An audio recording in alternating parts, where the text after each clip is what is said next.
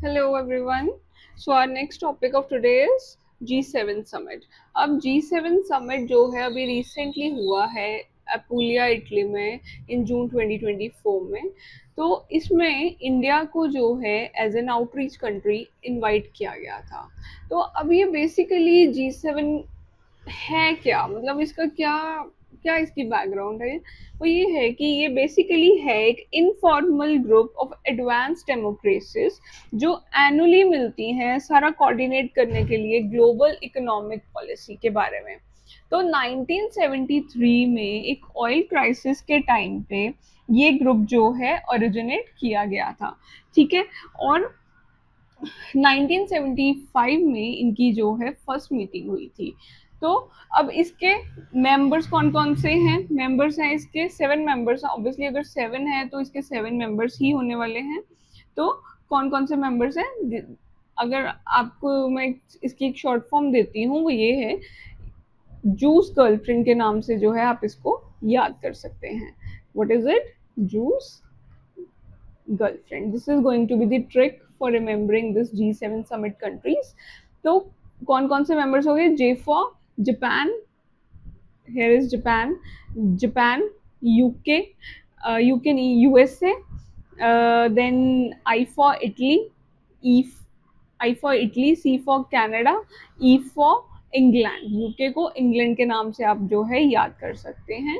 Then G for Germany and F for France. Okay, so अब सारी European countries हैं। अब लग सकता है ना कि यूरोपियन यूनियन भी मेंबर है। So European union is not a member of G7, लेकिन ये एनुअल समिट जो है अटेंड करते हैं।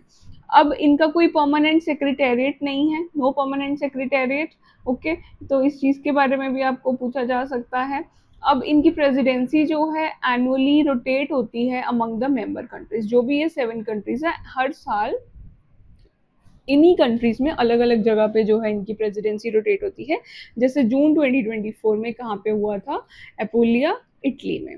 Also there are sherpas who are responsible for overseeing the negotiations. अब ये शेरपास होते क्या हैं?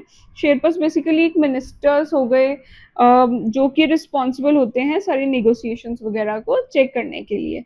G7 जो कंट्रीज हैं इसमें 40% जो है ग्लोबल इकोनॉमी इसी समिट का, मतलब ये कंट्रीज अकाउंट करती हैं 40% of global economy and 10% of world population. Okay, there are other initiatives also of G7. The first one is partnership for global infrastructure and investment. अब ये जो है ना, ये 2022 में बिल्ड बैक बेटर, ये इन्होंने एक बनाया था, दैट वर्ल्ड B3W, जो कि हमारे प्रीलिम्स एग्जाम में ऑलरेडी पूछ भी चुके हैं कि ये किस चीज किससे रिलेटेड है। तो ये आ चुका है। तो इसी को ही इन्होंने जो है रीनेम किया है by the name PGII, that is partnership for global infrastructure and investment. Okay, अब इसका एम क्या है कि ये फंड करते हैं क्रिटिकल इंफ्रास्ट्रक्चर प्रोजेक्ट्स, जैसे कि रोड्स हो गया, पोर्ट्स हो गया, ब्रिजेस हो गए, कम्युनिकेशन सेटअप्स हो गया, ये सब ये सपोर्ट करेंगे। कहाँ पे करेंगे? डेवलपिंग कंट्रीज में। पब्लिक इन्वेस्टमेंट भी हो सकती है और प्राइवेट इन्वेस्टमेंट भी हो सकती है। तो ये चीज आपको याद रखनी है कि यहाँ पे पब्लिक इन्वेस्टमेंट भी हो सकती है और प्राइवेट इन्वेस्टमेंट भी हो सकती है, ठीक है। और ये एनहांस करते हैं ग्लोबल ट्रेड एंड कोऑपरेशन को, ठीक है। अब इनका टारगेट क्या है कि ये फंड करेंगे कम से कम $600 billion by 2027। So this becomes really important.